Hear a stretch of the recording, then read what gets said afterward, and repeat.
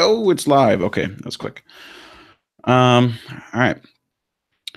Hello and welcome to episode 3 of the Brew Hoop Podcast. At this point, we've pretty much just seemed to thrown out any sort of idea of structure in terms of when we're releasing these. I got a wedding this weekend that I'm going to down in South Carolina, and I didn't really feel like recording after 12 hours of driving on Sunday. So Greg and Riley were nice enough to hop on a little bit early, and we can discuss some of the pertinent news. Obviously, we'll get into Dante DiVincenzo's debut later in the broadcast, just stifling debut from the field.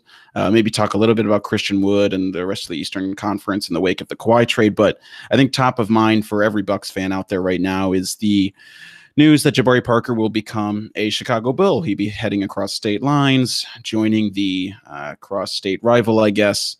And I know it's sort of torn Bucks fandom apart, it seems like, particularly Bucks Twitter over the past couple days. But I think a lot of people have a lot of different mixed emotions about this for a lot of different reasons. And I'm going to start with Riley because he had a really nice preamble on his Monday morning media roundup, which is it's a nice plug for that piece, but a preamble to all of his links this week about some of his feelings about it. So Riley, why don't you start? Just tell us how you felt right after the announcement came. Yeah, it's well, like you were saying, it was mixed because the writing felt like it was on the wall for just about forever. The question was kind of how long would Jabari kind of be, twisting in the wind as more and more teams kind of ran low on cap space. But for me, it was kind of a bittersweet kind of move on Jabari's part because I remember when we first drafted him, or when the Bucks first drafted him, that he was going to be, one of the guys.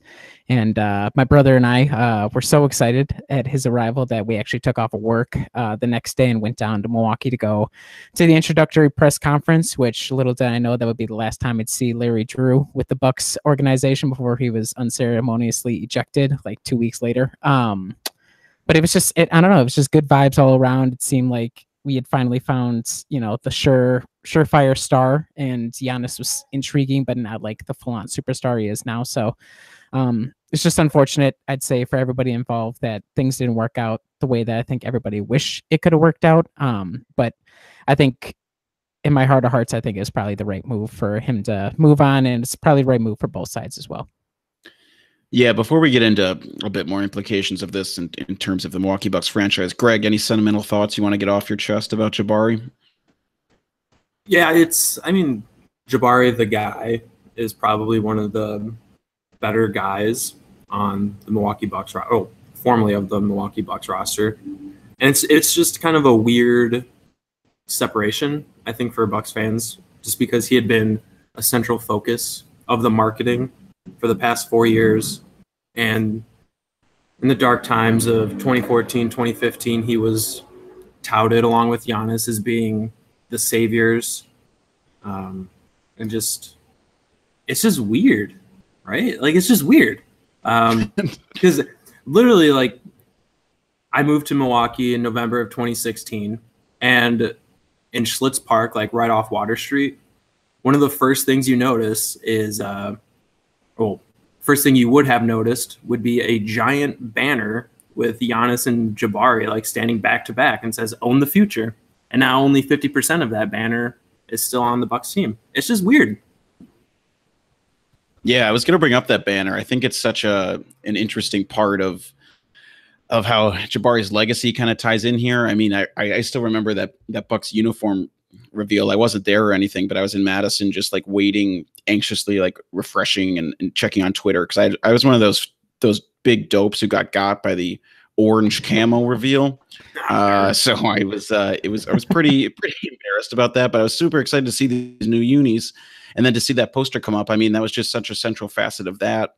And thinking about all of these things in terms of trying to ask people to, vote and call their congressperson about the new arena. I mean, like, I even like tie up Jabari in a little bit of that, because there was all of this hope around the franchise potentially becoming something new, something refreshed, something with an intense ceiling that we hadn't really seen in a while between him and Giannis.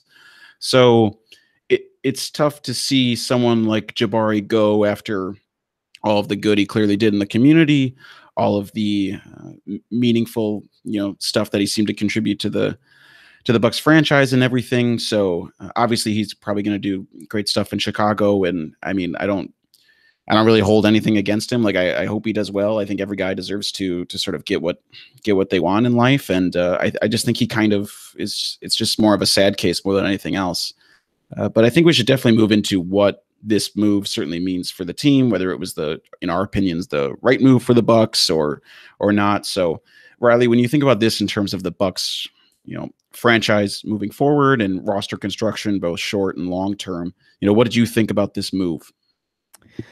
Well, I mean, it's a little difficult because you could argue on the one hand that it frees up the Bucks from, tying their hands with a lot of long-term big money. Even if he had gone for like something like the 3 for $54 million deal that's been bandied about, that's still like a significant chunk of change to commit to a guy that's, with 2 torn ACLs and the limited experience at the end of last season. There was obviously gigantic question marks about what his fit would be, how he kind of played alongside Giannis, how he fit chemistry-wise within the rest of the team.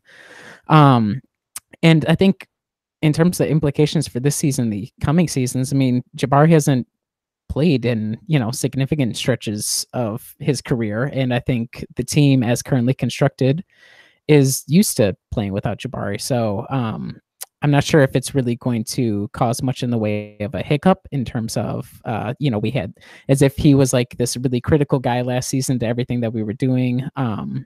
And I think that having Bud coming in and having a new system that also kind of changed things around where you're not going and expecting or needing Jabari to be a gigantic contributor. So between how the Bucks were set up roster and potential wise at the end of last season and now, I'm not sure if it, really radically changed. You could argue that you swing and miss on what could have been a really high upside guy, but I think after his couple of seasons here at the end of last season, it was obvious that he was probably just not, within the cards for the future.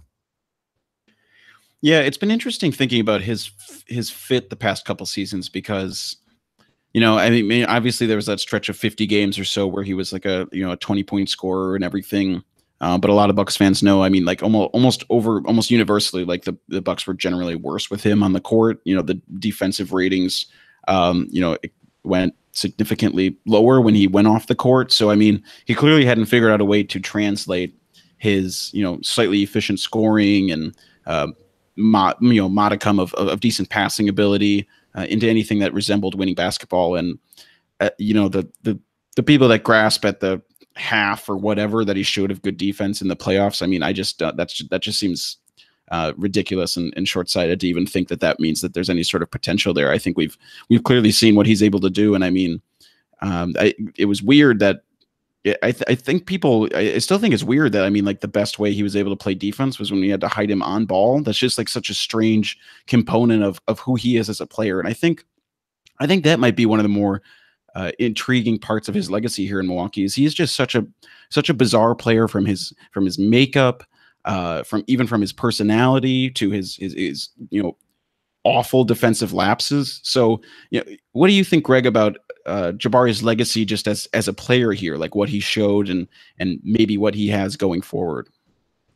No, I think it's interesting you use the word bizarre because that's pretty accurate. I think in a year we'll be like, oh yeah, Jabari Parker, kind of a bizarre player for the Bucks. And I think he fell victim to the league evolving in a way that didn't necessarily amp up his already, or the league evolved in a way that moved away from his skill set. Because he came, like, I don't like the comp of a Carmelo Anthony, but like it's kind of there. And what we've seen with Carmelo in Oklahoma City and even in his time with New York was that homeboy does not shoot a lot of threes. He loves that mid-range. And with Jabari, he would shoot the three, to his credit, but he was also just a volume shooter. And his lack of defensive acumen really hurt him, obviously. And it's just one of those, like, he's so young, but his game feels like a relic. And with the Bulls, like, he will get the time. He will be in a kind of competent coaching staff. I know Fred Hoiberg did a lot of good stuff for Iowa State University, but for Chicago, we'll see. But it'll be interesting how his fit is within the league as a whole, I think he will score as many points per game as millions of dollars he will make this year. I think he'll be like a 20-point scorer. If not, he'll hot be take. Oh yeah, absolutely. Just Wait. like based off of his minutes and his opportunity and kind of like the cast around him. If he doesn't get to 20, I think he'll go at least 18-6, which I mean that's basically a 20-point score if you want to convert rebounds to points. Look at how quickly he came back off of that 20-point thing. Look at how quickly you shifted like that. Hey, yeah, whatever. Pivot. But I think as far as his legacy in Milwaukee, a lot of people will look at the fact that it was a squandered second overall pick. But I think any potential that he had as a number 2 pick went out the window the second he tore his ACL for the second time. And I understand that pre-second ACL tear, he was putting up 20 points per game, but that was also without Chris Middleton on the floor. Like, I think they shared one half of basketball together that season.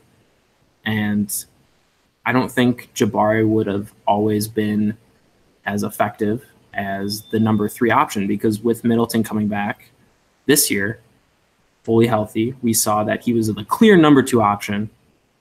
And I don't think Jabari would be able to maximize his game and as the number 3 option, which would not have allowed him to live up to the $20 million a year contract. And it would have been just another albatross of a contract that would be unmovable since his game is a bit of a relic. So here's something. I feel like the thing about Jabari is that I use bizarre because his mindset still as a player that he had somewhat coming in still feels so different from like the type of player that he was sold as. And like, I think realistically, he could be a dope number 3 option if that's something that he was comfortable with. I mean, he was shooting threes at a relatively strong clip last year. I mean, if he was just like a glorified floor spacer with the potential to, if he was like basically like just a Mirza Teletovic or whatever, who went out there, chucked threes, and then those awful drives where Mirza Teletovic would decide to go to the rim and like look like a horse with blinders on. Like, imagine that with like someone ripped off the blinders and you have like a giant Clydesdale as opposed to whatever horse you want to choose, like some nice tiny steed or whatever for Mirza. I mean, like, what is going on right now? I think Jabari has the potential to be that kind of player. I just don't know if he, in his own mind, is anywhere near that mindset yet. And the weird thing about it is, for me, and I'll let you react to this, Riley, but like, so Jabari comes in, he is billed as like, he is a number 1 scorer. Like, he is a guy who's going to take over the game. He can be like a Carmelo type. He can do all of this, amazing stuff.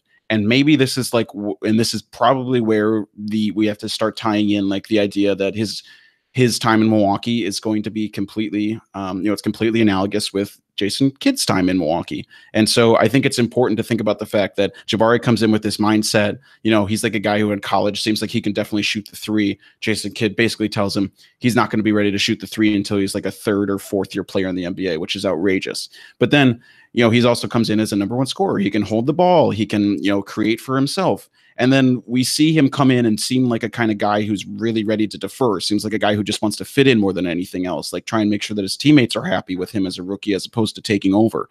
So like, how do you sort of reconcile those two things in your mind? And like, what do you attribute to that to?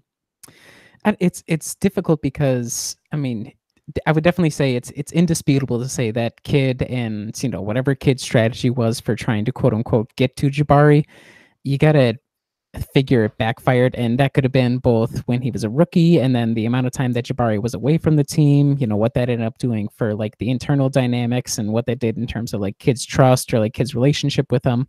But then at the same time, I mean, I'm not sure if you guys saw Jabari's comments at his opening presser in Chicago this afternoon. But he essentially talked about the fact that, he gets paid to score. He doesn't get paid to play defense. So, which was, I mean, there's a lot more to it. Yeah, it's not great. It was not great, especially the full quote. If you find it, it's not great. I'm sure you can find the audio somewhere, but if he's had that mindset since he came in or something close to that, it might have been like a failure in waiting from the very beginning. And I think it'll work just fine on a bad team like the Bulls, where he's allowed to just score. And I mean, I'm assuming they're going to be a horrific defensive team, so he's not going to be alone on that count. But I think it's so hard to determine from the outside because he was so young coming into the league. The only he was at Simeon, and then he had the 1 year at Duke. I have no idea how Coach K is as a coach, but then you come up and Jason Kidd is your first head coach, and we find out that Jason Kidd is not the easiest to work with behind the scenes. So I got to figure his growth was stunted. But if he's had the mindset where he's a score first guy and he doesn't want to waste energy on the defensive end, there's not much that could have been done for that. Maybe they could have at the margins made it not as bad with a better coaching staff, but he might have been a flawed player regardless when he came in. I think it's one of those things like you mentioned, he was at Duke with Coach K, who I think everybody can agree is a better coach than Jason Kidd. So after he leaves high school as a top recruit, as the guy, as the next Derrick Rose, at this time, it was a good thing to be called the next Derrick Rose in Chicago, not the bad thing. The same with Carmelo. Yeah. Sort of. Good point, I still like when Carmelo was like Carmelo. And he just, from the get-go, at Simeon, he was the guy. He led him to state championships. He was top recruit, going to Duke. He's the number one option at Duke as a freshman under Coach K, where at that time, it really wasn't a thing that Coach K embraced in terms of the one and done. He was still very much into the upperclassmen getting the lion's share of the workload. And then he comes to Milwaukee, where he's being told the same thing, like, dude, you are the future. Like, you and this Greek kid are going to tear up the league in like 3 years. Here's a future Hall of Fame basketball player in Jason Kidd. He's going to coach you. How cool is that? Well, turned out not so cool. But it's just one of those things with his mindset. It's like he had been told from day one as a basketball player, you are the guy. You are going to get buckets. Who cares about defense? Probably they said that last part. I don't know. But I can see where his mindset comes from, where he just needs to put up buckets. And he's only 23, so there's still some mental maturity to go through. His brain's not fully formed. Yeah. And if I could add on that just real quick also, I think we have to also account again for the fact that this guy has already torn his ACL, the same one, twice in his career. And one, I mean, obviously a horrific injury. You don't know how it's going to endanger your future basketball career. And he essentially went solitary for the recovery process, 2 separate times in, his relatively short career. And I cannot imagine that Coach Kidd was spending a lot of time reaching out and, consoling him and making sure that he still felt as part of the team, because it kind of seemed Jabari had his own personal coach and did his own thing. So I got to imagine the 2 gigantic injuries also had a big role to play in kind of the mental state that Jabari's at now as a basketball player. Yeah. And real quick, so I found a couple quotes, and this seems like this is definitely like an opinionated article on the Chicago Sun-Times, but I chose this over Barstool, so give just a little bit of credit. So he went on the Score 670 AM apparently, and he said, quote, "They pay people to score the ball, and I would hope that somebody scores the ball on me if they pay them that much." And then later, quote, "I just stick to my strengths. Look at everybody in the league. They don't pay players to play defense. I'm not going to say I won't, but to say that's a weakness is like saying that that's everybody's weakness, because I've scored 30 and 20 on a lot of guys that say they play defense." End quote. Yeah.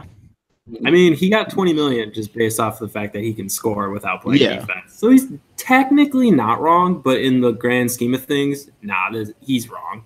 Yeah, I mean, when he says they, he's referring to teams with antiquated roster construction ideas. So nice work, Bulls.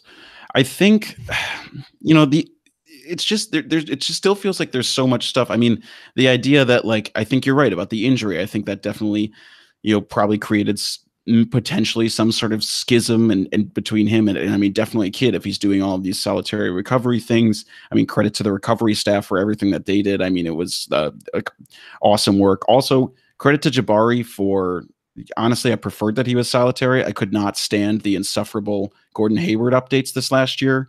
Props to that guy for coming back from everything, but it just made me appreciate whatever Jabari chose for his decision to come back.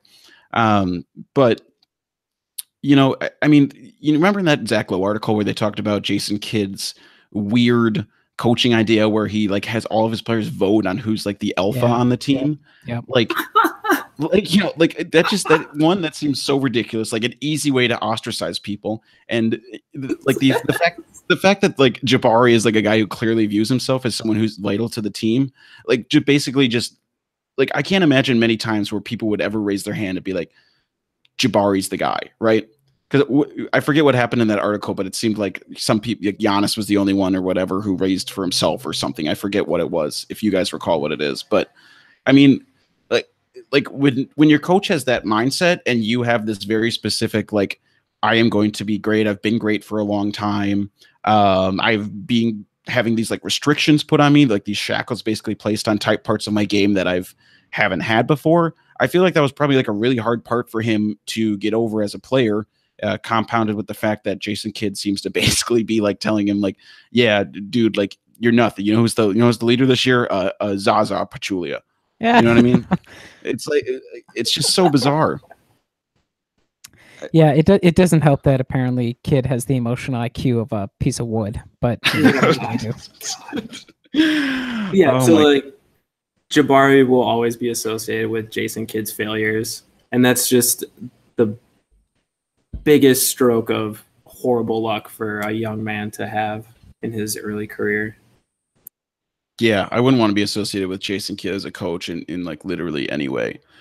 And he'll be associated with their failures. And it feels like some people are associating this, this Jabari, like everything that's gone down with Jabari as a failure of the front office. And like, I don't know, to those people, it's like this was one of the weirdest circumstances for like a second round pick. I mean, this guy, he has he clearly has like a very different personality from a lot of people. Like he like you can tell it in every single interview he's ever done. I mean, he seems like a great caring guy, thoughtful, but I mean, at the same time, he also came out in the playoffs and was like, I'm not getting playing time. And it's like, well, dude, well, you know what? We do partially pay you to play defense. So like, that would be a nice thing if you flash some of that, and then you can maybe get some playing time.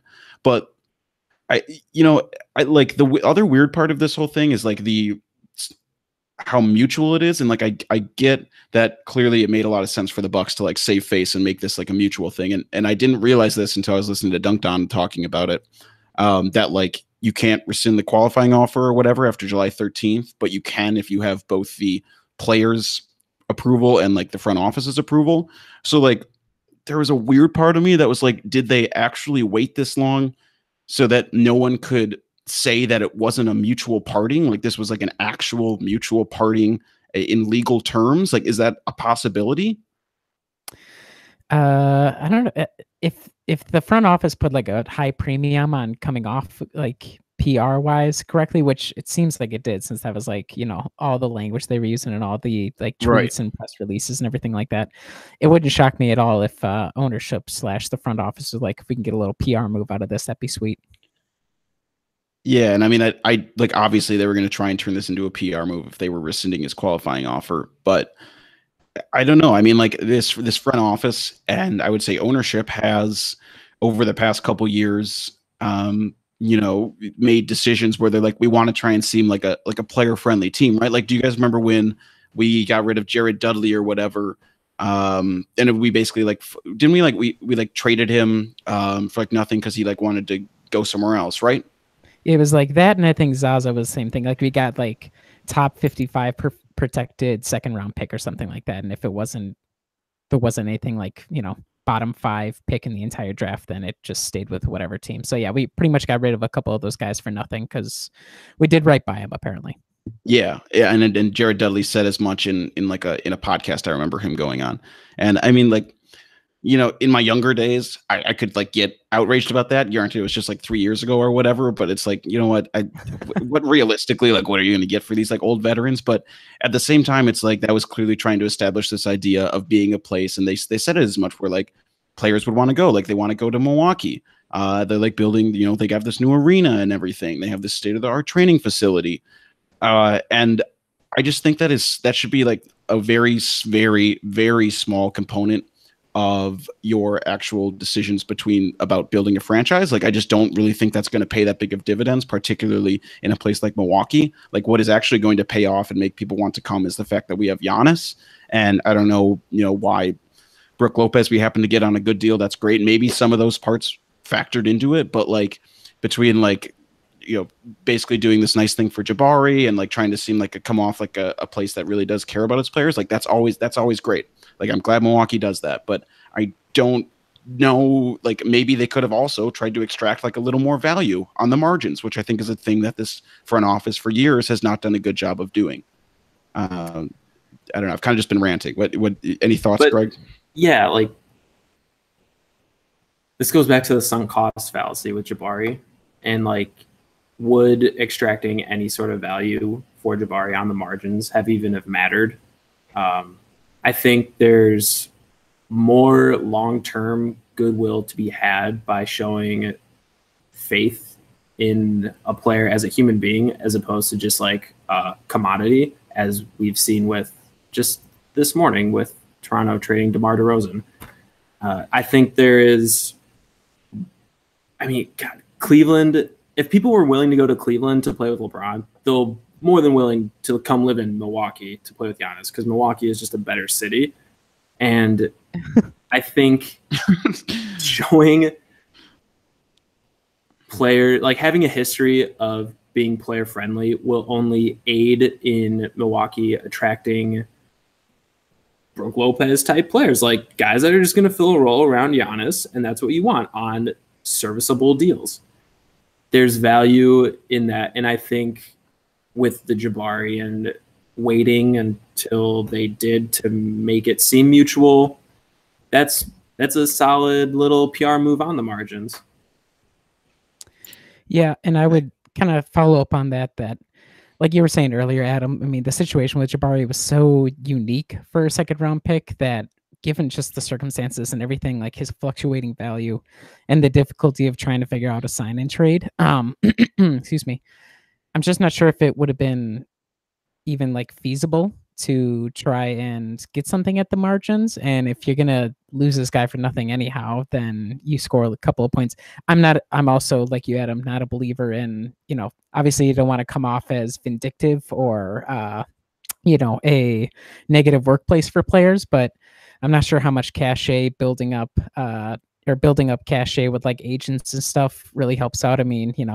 Wouldn't you think Ursan, whose family still lives in Milwaukee, would have given us a little bit of a discount if we were, such a great place to play? And maybe he got a discount. Who knows? Yeah, that's true. Maybe he's asking for like, $1 million a year. That's just, but I'm not a huge believer in like that small stuff. It's great to have, obviously. I would say it's probably, a must have or a nice little plus. But at the end of the day, everything else is probably going to matter a lot more than whether or not you treated a pick from like whatever 3-4 years ago, right? Yeah, and I agree with you, Greg. Like I didn't think Milwaukee was going to get anything for Jabari. Like, I don't know, those sign and trade stuff is already so difficult. I didn't really expect them to get anything. So I was totally fine with them letting Jabari go. I don't even know if we've like talked about that yet. Like I think this is the right move for Milwaukee. I think that people who are really upset about this move are simpletons. Sorry. Wow. Simpleton. Sorry. Okay. Sorry. I'm sorry. I was going to say, I think people who are really upset about this move are using it as I would say a slightly myopic way to, and a microcosm of their own already like large scale issues with what this front office and ownership has done over the past few years. Like, there are realistically like many, many moves preceding this one that people should be far more upset about, right? Jabari is like a number 2 overall pick who tore his ACL 2 times. Like, I don't know why, like, betting on him seems like one of the, like, a really weird gamble. He's like had made comments sort of going out against the franchise. This just like isn't really a move that like lathers me up. I get why people have the like personal connection and he had this high upside and everything, but like those people need to realize that like he isn't a number 2 pick overall anymore. He's just like, we have to take him at what he is now. He is a player who's torn his ACL 2 times, relatively unprecedented. It's him and Davis Bertans. And I don't know, honestly, he winds up being Davis Bertans, right? Like for the rest of his career, that'd be pretty good because he would be playing forever. Like he'd be playing for a long time. That would be like a win, right? Yeah. Right. So I guess there's just like a lot more moves that I think people were upset about at the time, and I think this is just sort of the culmination of all of that anger for some people. No, I totally agree. Sorry, Greg, and I totally agree. And it's weird because, like, you know, I've seen like a couple of people or a couple of different articles talking about, you know, if the Bucks hadn't signed XYZ guy or waived or stretched XYZ guy, you know, Larry Sanders, then you know they might have had the opportunity to be able to, you know, afford Jabari at like, I don't know, whatever number, $15-16 million a season. But I mean, like, even at that much with the cap rising, would Jabari have been worth that much on this team? I mean, yeah, he scores a lot, but if we can assume that he's going to be just a gigantic negative on defense at all times, I don't know. I think even had we had the space, if we had signed him for, I wouldn't even be able to give you a number I'd be comfortable with. But I agree completely that was the right move, and we shouldn't have the, you know, initial reactions colored by how we felt about Jabari or, you know, all the other issues with the front office notwithstanding. Yeah, and it's just, if you're going to pay $20 million a year for a third scoring option, then I don't think you should be upset by the fact that you're paying like $10 million a year for a fifth or sixth scoring option. Just the way that ratio breaks down, that's pretty equal. And it's like Jabari's contract at $20 million a year would have been just as rough to look at as like Henson and Dellavedova. And with the sign-in trade, like, it takes two teams to trade. This isn't like NBA 2K. You can't just, you know, hit the square button for my PS4 users out there and get a handful of teams to be like, hey, we'll give you like 2 second-round picks and this rookie that we signed. That's not really how it works. And the fact, like, another thing, like the fact that the Bulls were the only franchise to be like super jazzed about Jabari and create space just for him, that's probably not a good sign. They're not really notorious for being good and creative with their cap space. They are very much like a punchline within the league with using their cap space and being uncreative with it. Yeah, I mean, just look at like wanting to also double down on like ACL tear guys with Zach LaVine a couple days earlier. I mean, I think you're right that the fact that the market was so cool on Jabari for so long. I mean, there was a part of me that was thinking maybe even for a while. I mean, maybe he'll just end up taking his qualifying offer. Maybe that's honestly the best he'll get. Couldn't believe that the Bulls were actually offering that much money, and it helps that the second year is a team option. But so I mean, it's a relatively low risk considering they'll have a decent amount of cap space again next year. But I mean, I still couldn't believe that they happened to go to that level. I mean, you know, bow down to Mark Bartelstein. I mean, he just does his job like a champ, man. His commission. Yeah. I don't know. I'm trying to think what other facets of this are there. When would they have traded Jabari? Because this past trade deadline, he came back, I think 6 days before it happened. He premiered against the Knicks on like a Friday night. It's like, okay, so he had 2.5 games. And before that, he hadn't played since February of 2017. Yeah. So it's like, when would you have traded him? Like back when his value was super high, like the winter of 2016, 2017. But even then, like, why would you trade a guy that young with that much potential at the time? Just because it's like, that's when his peak trade value is, so we'll trade him. There's no way you could have known all of this would have gone down. So just, it's so tough to be like, we didn't get anything for him. But I also understand why we didn't. The only final thought I have regarding this, and like you said, I'd like to echo Adam's comments earlier that at the end of the day, I hope Jabari is able to find a place in the league and a place that, you know, he finds fulfilling. Obviously, I hope for nothing but the worst for the Bulls because they're just an insufferable organization. But I would like to try and remind myself at least that when Jabari was drafted, I mean, there's a lot of people that I've seen like kind of upset with the way that it worked out. The fact that like Joel Embiid was on the board, like we could never have known at the time that Joel Embiid would actually like recover from any of the injury issues. It was like Jabari and Wiggins 1, 2, everybody, you know, it seemed like everybody got in some sort of steal in that draft. So I just don't want there to be a ton of revisionism about the way that the whole situation went down, or the way that things were handled by the Bucks or by Jabari. Really, it's like I said at the very top, it was a difficult situation from the get-go, or not from the get-go, but from his rookie season on. And there's a whole bunch of different factors, but you should set all that aside when kind of reviewing Jabari's time in Milwaukee. Okay, I have a revisionist hypothetical for you guys. Here we go. Say the Bucks do draft Joel Embiid over Jabari Parker. It's a great pick. Could you imagine Joel Embiid's social media accounts if he had Jason Kidd as a coach? Like, I honestly think Jason Kidd would have ruined Joel Embiid. Like, Embiid would not be the guy he is today if the Bucks would have drafted him, but he would have just gone on and been a fantastic Twitter follow. The that hypothetical, it makes me sweat a little bit, because then we wouldn't get playoff Thon, and that has a price all its own, doesn't it? Well, we don't know that. Yeah, they absolutely doubled down. Yeah, because what was that? Wasn't Thon's rookie year like when Thon's rookie year would have been like when Joel's actual rookie year was, right? Yeah, that's exactly what we have coming in. And when there's a rangy guy like that, like Thon, with his potential upside, his ball handling, you take him. Look at that wingspan. Yeah. You take him at 10, Riley.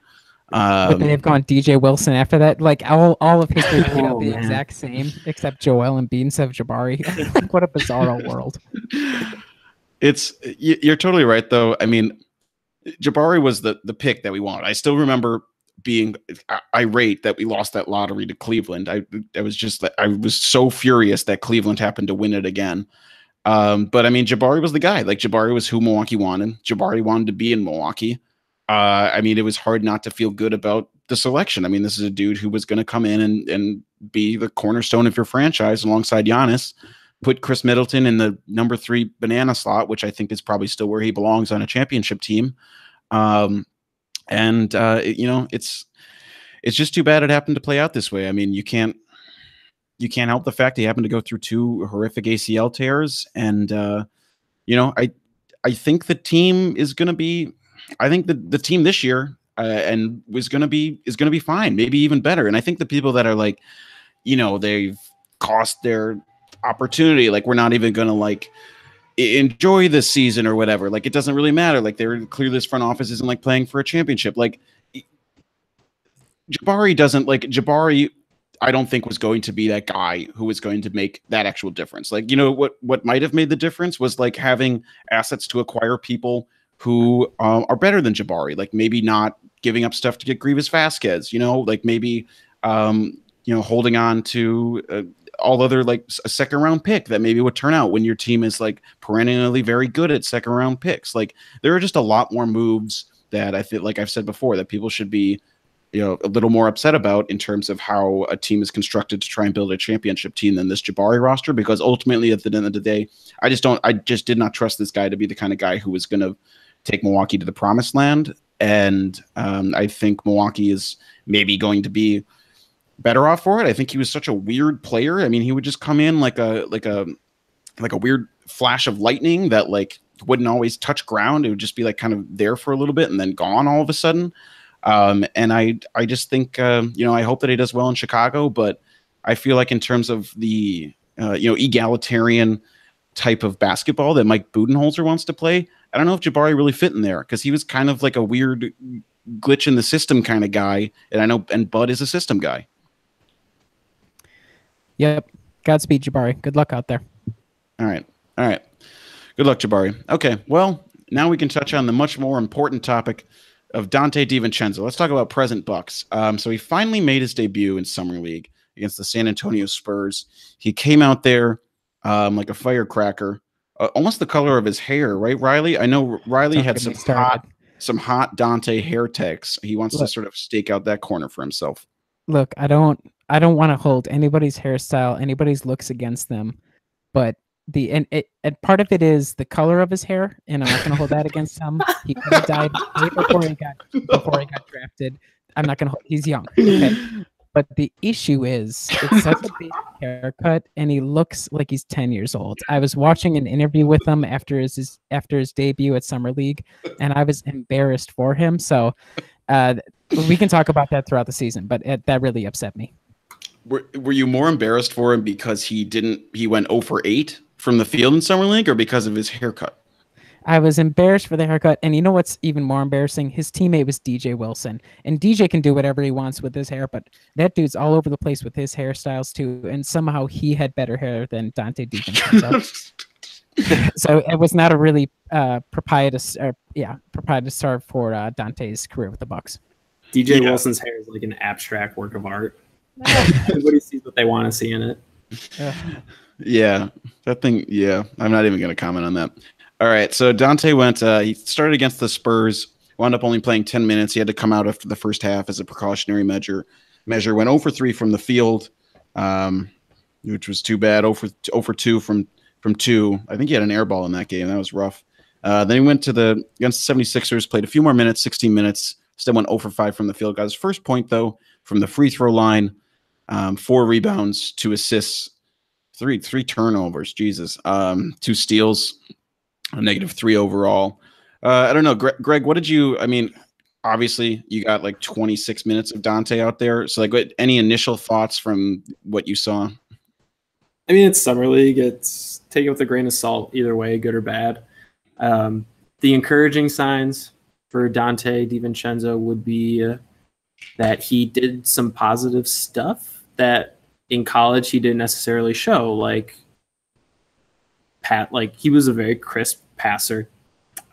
He was moving it when the play dictated it. He was in there grabbing some rebounds. He was active defensively, and that's awesome because that's exactly what Budenholzer wants out of a combo guard like DiVincenzo. And obviously the negatives, just couldn't find his range from beyond 3, and that happens with shooters, especially in a compressed format like Summer League where he's playing 2 games in 2 days or 3 days.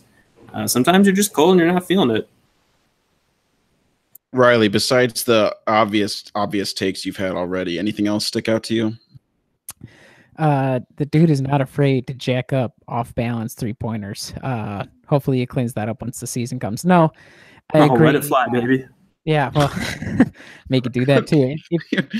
As long as he's not dribbling 2 feet within the 3-point line and then shooting from there, I'll be totally okay with completely off balance or like he's falling away from the basket 3-pointers. No, I would agree with Greg's analysis that he showed a lot of different facets of his game, and like none of the stat lines were flashy. It did not help that he scored 1 point, and that 1 point was a free throw, obviously. But it seems like he's able and willing to contribute in other facets of the game, which is good. Obviously, like the combined 20 minutes of his play is not enough to even like try to get a sense of what kind of player he's going to be. So I don't really have much in the way of hot takes. Not the best start, but at least he's willing to shoot threes. So that's good. Yeah, it was interesting because he was able to get matched up against both Lonnie Walker and Zaire Smith in consecutive games, which was cool for me personally to be able to see and compare and contrast his ability to those guys and people I would have preferred the Bucks to draft personally. So it wasn't always great. It wasn't great when Lonnie Walker got hurt, but it wasn't great when he was like rifling crazy passes that he was jumping up and down. And he shot terribly in Summer League too. So, I'm not going to take too much away from Dante's game. Let's say I'll give you guys 2 plays that stood out to me. One, something that stood out to me in watching like the very brief highlights that I had of him were he got a steal on defense and really quickly was able to basically be from beyond half court, like rifle a pass in between 2 defenders, like straight on a like a licorice straight line pass to a guy up in the front court for an easy finish. Like Milwaukee weirdly has issues finishing in transition. So I think that was a really good sign. And I think him showing that is a good sign for his ability to potentially get some playing time out there for Bud and make Milwaukee's transition offense more potent.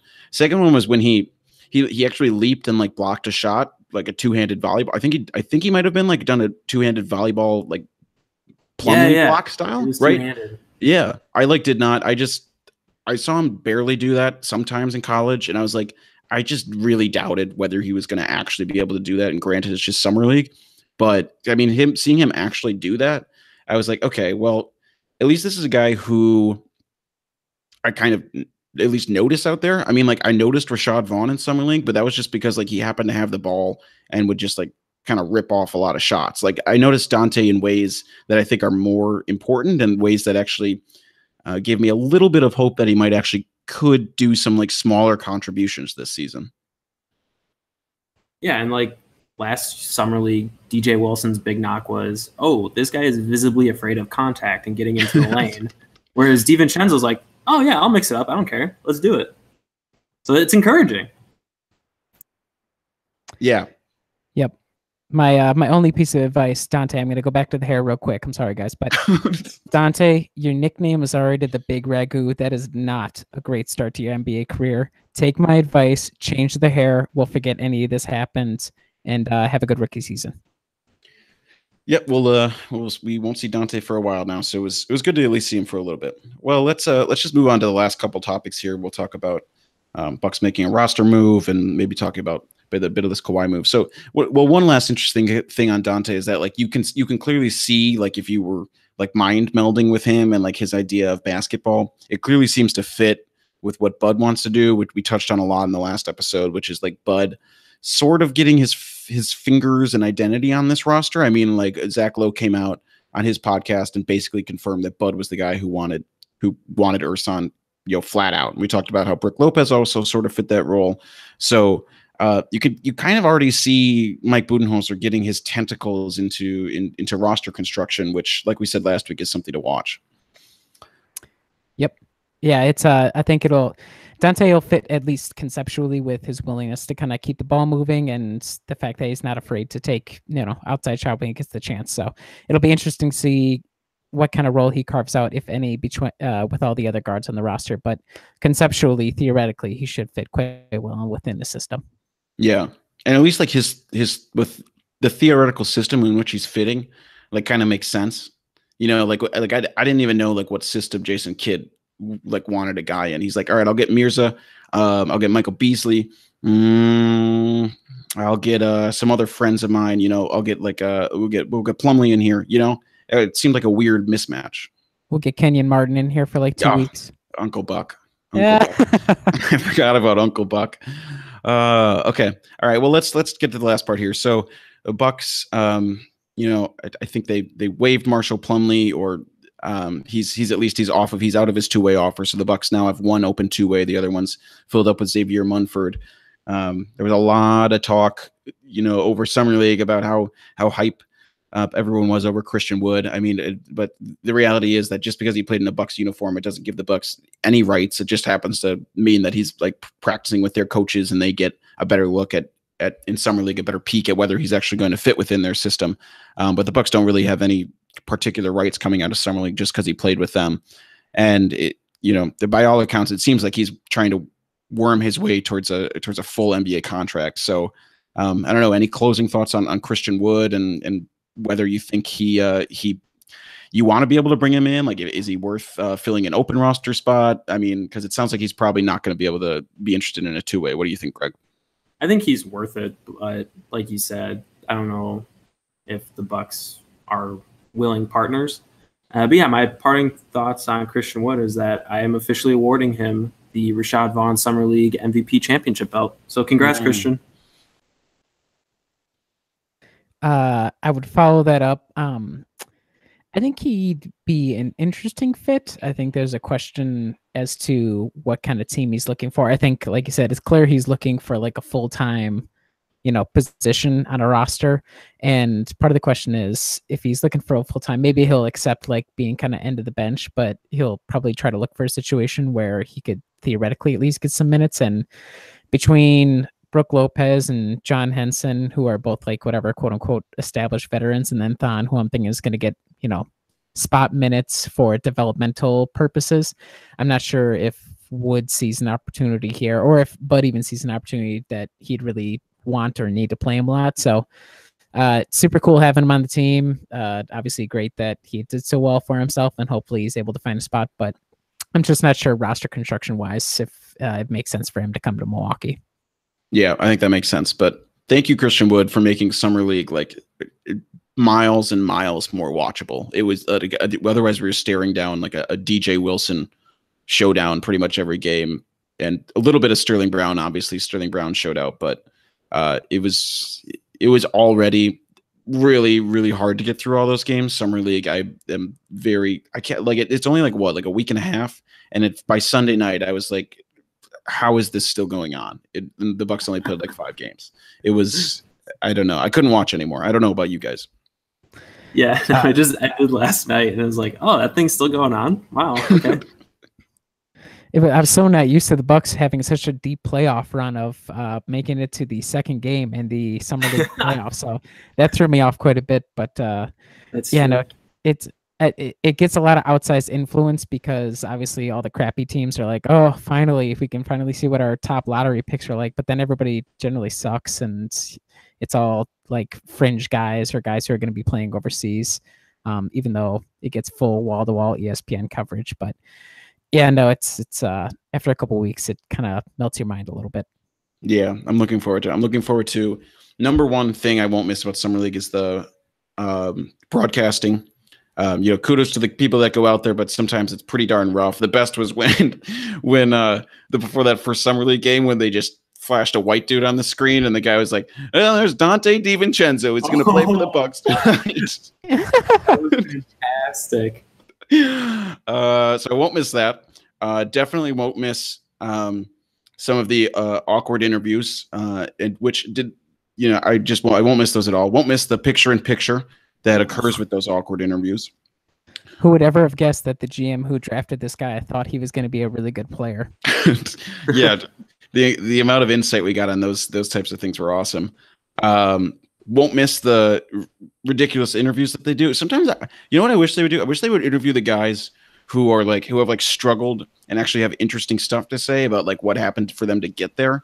I don't care about Dante playing for 10 minutes. And I know obviously the casual viewer does, but I don't care about Dante playing 10 minutes, going 0 for 3 from the field and not even playing in the second half. Right. Like the MLB All-Star game, they mic'd up players while play was happening. Why couldn't we just mic up Christian Wood and while he's on the bench be like, hey, so this is your 3rd Summer League. Do you think you're going to do it this year and get a full guaranteed contract? That's interesting. Yeah. All the guys who have G League experience and kind of contrasting that and, what it's like coming into Summer League. Because I can only imagine if you're some dude from overseas and you come in, it's got to be just such a strange situation. Yeah, or it's are you playing for a G League contract or an overseas contract? That would be really interesting to hear, domestically grown players, what their thoughts are on that. Or go ahead, Greg. Sorry. It's cool to learn that John Horst has faith in Dante DiVincenzo. Yeah, that was quite a revelation. Even Travis Trice has been on the team for a couple years. Actually made some clutch shots down the stretch to help us win a game. I would be interested to know about what he's even been doing, why he wants to come back to the Bucks. Dude, you've been over in Australia. How does the Summer League competition match up with Australia? And the Australian Basketball League, I think it's called the NBL, National Basketball League. They're going on their 2nd year of having games against NBA teams in the preseason. That's cool. Hype that up. Yeah. Okay. All right. So everything for ESPN. You're welcome, ESPN. Yeah. Okay. So now that we're all executives, this was good. This is a good segment. Okay. Last thing let's touch on. Clearly, the big news of the day is the disgruntled trade between the San Antonio Spurs and Toronto Raptors, where the Raptors sent out DeMar DeRozan, Jakob Poeltl, and a protected pick next year, 1 through 20. They got back Kawhi Leonard and Danny Green, which obviously shakes up what people thought was probably going to be the pecking order of the East. I mean, or if anything, it moves Toronto up 1 spot. But I think it definitely changes people's perception of Toronto, if nothing else, since there's kind of I would say a decent amount of NBA Twitter intelligentsia that think DeMar DeRozan is pretty terrible, and obviously Kawhi Leonard is a top 2 player at his peak. So Greg, how do you think this what shift do you think this has to the Eastern Conference ladder? In the near future, probably not too much. Like, I think people are really overvaluing what Kawhi Leonard will even bring to Toronto, because within like 2 hours of this trade being announced, like on Twitter, immediately from Kawhi's camp, they're like, yeah, he doesn't want to be in Toronto either. So I don't know. Like, getting 100% out of DeMar DeRozan as opposed to like maybe 75% out of Kawhi Leonard is a negative trade-off for Toronto. Like, they just got rid of an all NBA talent that had 2 years plus a player option for a third for a rental for an unmotivated player. And like Danny Green, he opted into a player option, so he's most likely gone after this upcoming season too. So it's like, well, they're really just pushing their chips to the center, trying to take over the LeBron power vacuum and hoping against hope that they're better than a fully weaponized Celtics. And then post 2018-2019 season, I mean, I don't know what the rebuild's going to look like, because Kyle Lowry is over the hill, and then they basically have OG Anunoby and Fred VanVleet. It's like, okay, so that's who you're building around. Got it. Okay, cool. Instead of having DeMar DeRozan to kind of like hedge the rebuild sting a little and like help the younger guys learn how to lead and like mesh well within the organization. I don't know. I don't think it was such a slam dunk for the Raptors that everybody else thinks it was, because like Kawhi is a very unmotivated player right now. Yeah, I agree with a lot of that. I'm gonna miss the DeMar DeFrozen jokes. I think those had a lot of resonance because he was playing in Canada and Toronto's cold. Haha. Kind of looking at the state of the Eastern Conference from last year going into this year, I think you could argue that. I mean, I'm just gonna run through the top 8 real quick. So Toronto top, I'd say they're probably going to be vying for a top 4 seed, assuming that Kawhi shows up. If he doesn't, that'll be a super interesting situation. Boston, obviously they've improved just by adding guys and getting healthy. Philadelphia improved. Cleveland, they're probably going to fall off a cliff potentially. Indiana, probably, I'm not sure. They had a quietly good offseason, I'd say, so they'll be kind of interesting as well. Miami hasn't really done anything. Then there's Milwaukee. The Wizards are a time bomb waiting to detonate at any second with all those smiling personalities over there. So I just think there's a lot of room for the Bucks to have a huge upswing. And I mean, I think a top 4 seed is, I mean, we were saying this like a year ago, and of course we got the 7th seed because of course, but I'd say a top 4 seed is for sure within the realm of possibility. And I'm just going to get sad when it's inevitable that we somehow match up still with the Raptors in the first round and lose again. So just 4-5. Yeah, exactly. Keep an 4-5. So keep an eye out for that. So. Yeah, I don't know. Yeah, I think there's clearly room for Milwaukee to move up. I mean, I don't really think this changes a whole lot for Milwaukee. I think Toronto's still going to probably perform at around the same level they were going to before. If they could keep, I mean, obviously this is like, if they keep Kawhi, then this is like then their long-term upside is a lot higher if he happens to be the same player. But I mean, in the short term, I don't think it changes what is going to happen in the East a whole lot. And I think it's just important to remember that Milwaukee has like a lot of opportunity to improve. And the people who, going back to the Jabari discussion, like the people that think that like everything is lost now, I mean, it's like I can't do that again. Like, I mean, like there was so many, like the fact that we would watch all these like Jason Kidd coach games, and it was like all that mattered was like Jason Kidd was the coach, and it was like pretty clear we were just like going on this death march. There was like very little belief in him. It was just like so obvious that like he wasn't going to be the guy to lead us somewhere. That like I'm just like I am not down to already like shut that door. I need the chance to actually like see a season with Mike Budenholzer, who I believe in. Like I need a chance to see what he's able to actually do with this roster. I think enough smart people, that smart NBA writers that I like Mike Budenholzer.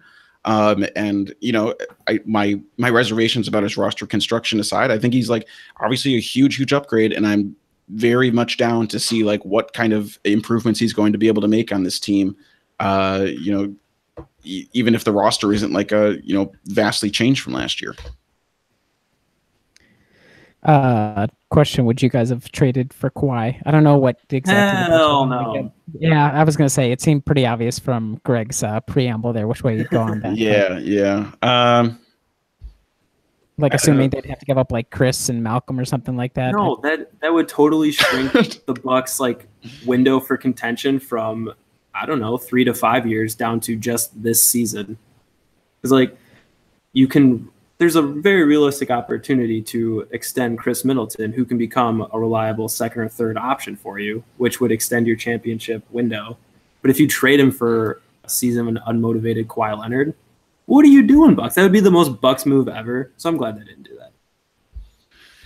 Yeah, I don't know. I'm super fascinated to see how they figure out next offseason. I think it's a really big one. I'm really curious to see how they handle Eric Bledsoe. I mean, it seems like he's very much like probably available. Zach Lowe alluded, or it was either like Zach Lowe or Windhorst alluded to the fact that like if the price were right, the Bucks would probably be open to trading Chris Middleton. There were like those whispers last year about potentially Middleton and Brogdon for like Kyrie or something. So, you know, I think this next year is a big one, and I think we're going to have going into next season, we'll have a lot of clarity about what type of roster this team is envisioning to build around Giannis, at least for the last 2 years while he's under contract. Yep, kind of an important couple of years coming up here. So hopefully Bud turns the whole situation around, and we're coming back here a year from now celebrating a deep playoff run, or at least, you know, we can dream about it at least. Yeah. And who knows? Maybe Bulls don't exercise Jabari's team option. He comes right back next year. Yeah, he loves Milwaukee. Yeah. Milwaukee. That would be. I'm not even going to think about that. I'm sorry for saying that. Dante, change your hair. That's my final note today. For God's sake, change your hair. All right. Well, on that beautiful note, we'll end it. Check out all of our stuff on brewhoop.com. We'll be back at some point in the future, maybe like 2 weeks or something. We'll try and make this more regular once summer vacay and eating into all of our schedules. And yeah, talk soon. Thanks again for joining us.